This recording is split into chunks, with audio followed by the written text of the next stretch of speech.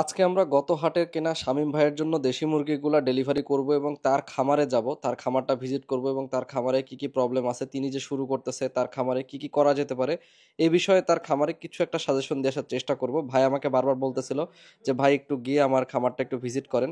আর এই দেশি মুরগি কেনার ভিডিওগুলো কিন্তু আমি গতকালকে আপলোড দিয়েছিলাম। আপলোড দেওয়ার কিছুক্ষণের মধ্যে আমার চ্যানেলে এই ভিডিওতে একটা কমিউনিটি গাইডলাইন স্ট্রাইক চলে আসে। কেন আসে তাও জানি না, ভিডিওতে তেমন কোনো কিছুই ছিল না। তো ভিডিওটি আমাকে রিমুভ করে দিতে হয়। আপনারা এই দেশি মুরগি কেনাগুলার ভিডিও আপনারা আমাদের ফেসবুক পেজে পেয়ে যাবেন, যে মুরগিগুলো আজকে নিয়ে যাচ্ছি। আর ভাইয়ের বাড়ি আমার বাড়ি থেকে 10 কিলো ভেতরে হওয়ায় আমি আজকে আসলে নিজে সশরীরে ডেলিভারি দিচ্ছি। আরও একটা উদ্দেশ্য আছে, এই রাস্তাতেই আমাদের যে খেজুর গাছগুলো আছে সেই খেজুর গাছগুলোর বাগানটা পড়ে আর কি, রাস্তার ধারেই গাছগুলো। তো সেই গাছগুলোর বর্তমান কি অবস্থা, রস পড়তেছে কিনা সবকিছু একটু চেক দিব। কারণ শীত পড়ে গেছে, শীতের মধ্যে খেজুর গাছের রস আর আমাদের এখানকার গুড় আমরা কিন্তু বিক্রি করি, আপনারা জানেন। তো সেইগুলা হচ্ছে একটু চেক দেওয়ার জন্য আসতেছি। তো যাই হোক, এক ঢেলে দুই ঘুঘু মারবো সেই উদ্দেশ্যে বের হচ্ছি। তবে জানি না আসলে শামীম ভাইয়ের সাথে কি হচ্ছে, কারণ শামীম ভাইয়ের যে মুরগিগুলো আমরা কিনছিলাম, তো সেই মুরগি কেনার আগেও কিন্তু একটা কাহিনী হয়।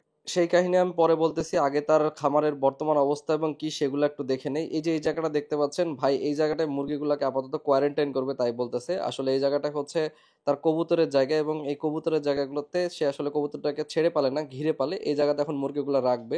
তা আমি বললাম আসলে কবুতরের সাথে মুরগি রাখাটা নিচে উচিত না, তারপরও জায়গা যেহেতু নাই এখানে উনি রাখবে আপাতত 3 দিন হয়তো বা 4 দিন রাখতে পারে। সেখানে দেখা যাচ্ছে রোগ জীবাণু আলা মুরগি যদি থাকে সেগুলাকে বের করে দিয়ে তারপরে হচ্ছে এই মুরগিগুলাকে আসলে এখান থেকে মেইন যে মুরগিগুলো আছে সেখানে সেট করবে। আর শামীম ভাই হচ্ছে ঢাকায় চাকরি করে, তাই তার বাড়িতে তার মা হচ্ছে এই খামার দেখাশোনা করে।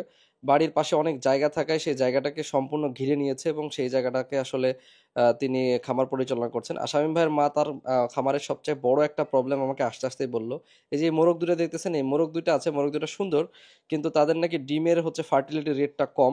তো আমি আসলে মোরগ দুটো দেখলাম, মোরগ দুটো একটু বেশি ওয়েট মনে হলো আমার কাছে, ওয়েট একটু বেশি। তাছাড়াও দীর্ঘদিন একই মোরগ ব্যবহার করলে এরকম একটা প্রবলেম হয়।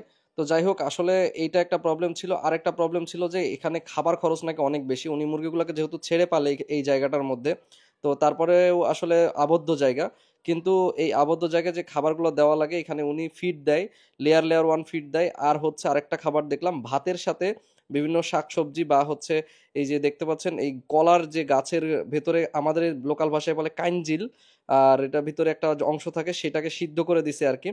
তো এটা যাই দেখ লেয়ার লেয়ার ওয়ান ফিডটা দেয়। আর বাচ্চাদেরকে ব্রয়লার ফিড দেয়, বাচ্চার সাথে সহ মুরগি যেগুলো সেগুলোকে ব্রয়লার ফিড দেয়। তো এই খামারে খাবার কস্টিংটা অনেক বেশি, এটাই আমি দেখলাম। তো আমি ওনাকে বললাম এত খাবার খরচ দিয়ে তো আপনি আসলে পোষাইতে পারবেন না, যে দাম আর যে বাচ্চার অবস্থা তাতে পোষাইতে পারবেন না। তো খাবার খরচ কমানোর জন্য আমি তাকে যে পরামর্শটা দিলাম, কম দামের এক ধরনের চাউল পাওয়া যায় 35 টাকা কেজির, সেই চাউল তার সাথে হচ্ছে গুঁড়া কুড়া আর হচ্ছে যদি পারা যায় এর সাথে শাকসবজি আর হচ্ছে আমি যে প্রিমিক্সটা তৈরি করে দিই সেরকম একটা প্রিমিক্স তৈরি করে দেওয়ার জন্য। তো ভাই আমাকে বারবার বলতেছিল ভাই প্রিমিক্স আপনি তৈরি করে দেন, তা আমার আসলে আমার নিজেরগুলো বানানোর সময় হয় না। তারপর আমি বলছি আচ্ছা ঠিক আছে, আমি আপনাকে একবার বানাই দিয়েছি, প্রয়োজনে আপনি পরবর্তীতে বানাই নিয়েন। তো যাই হোক, আল্লাহ সহায় হইলে আমি ইনশাল্লাহ ওনার জন্য পাঠাবো, সবাই দোয়া করবেন আমার জন্য। আর আজকে যে খামার ভিজিট করতে আসছি আপনাদের কেমন লাগতেছে অবশ্যই কমেন্ট করে জানাবেন।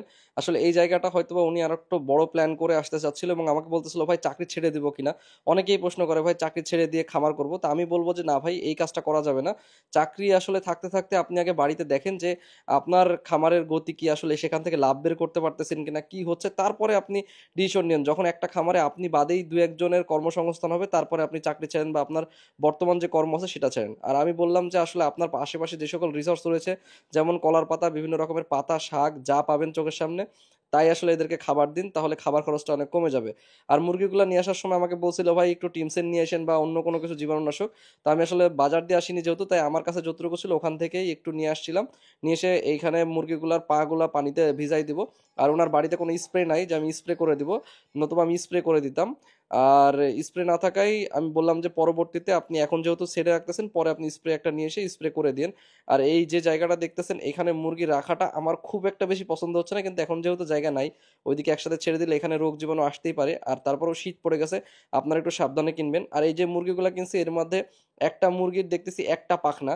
আসলে মুরগি যখন পাড়াপাড়ি করে হাট থেকে কিনছি, তো আসলে তখন কিন্তু অনেক সময় অনেক চেক হয় না।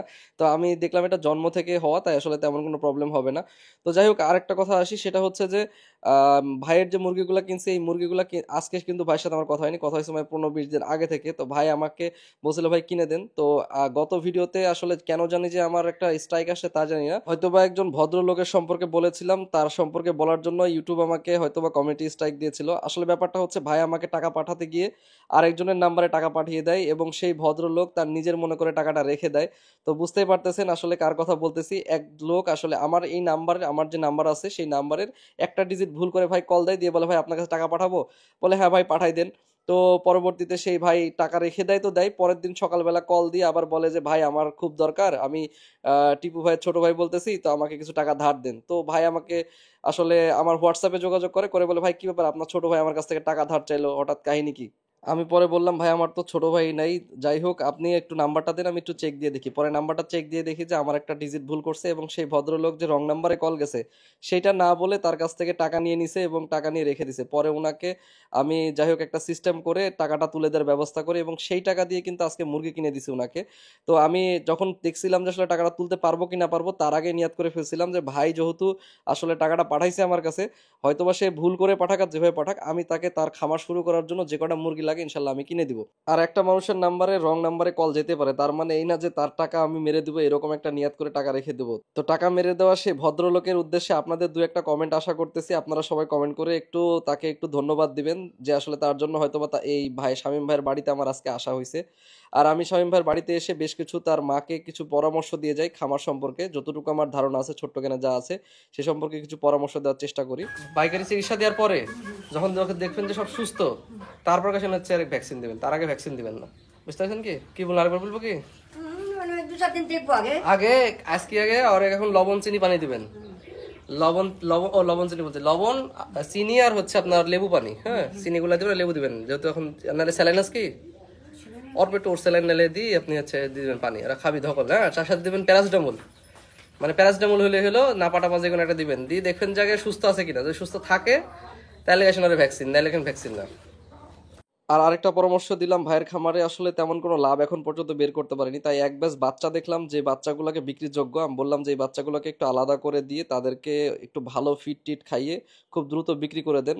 মুরগি বেচতে না পারলে আসলে লাভ কই থেকে হবে। আর আরেকটা জিনিস বললাম যে হচ্ছে যে মোরগগুলা ছিল সেই মোরগগুলোর জন্য আমি তাকে পরামর্শ দিলাম যে ইসেল, তারপরে ডাব্লিউএস আর এডি3 দিতে, ইসেলটা বিশেষ করে মোরগগুলোকে দেওয়ার জন্য, প্রয়োজনে ধরে খাওয়াই দিতে, এবং অন্যান্য আরও কিছু ট্রিটমেন্টের জন্য দিলাম এবং বলে দিলাম যে আসলে কি কি করতে হবে মুরগিগুলোকে স্বাভাবিক সুস্থ রাখার জন্য। একটা খামারের প্রাণ হচ্ছে তার খাবার খরচ, আমি খাবার খরচ সম্পর্কে আরও বেশ কিছু ধারণা তাকে দিয়ে আসলাম যে এভাবে এভাবে আপনি খাবার খরচগুলো কমাইতে পারবেন, যেটা নিয়ে আমি ডিটেলস ভিডিও আমার ইউটিউব চ্যানেলে দেওয়া আছে, আপনারা দেখে নিতে পারেন। আর এরপরে আমি বের হয়ে পড়ি তার বাড়ি থেকে আমার খেজুর বাগানের উদ্দেশ্যে।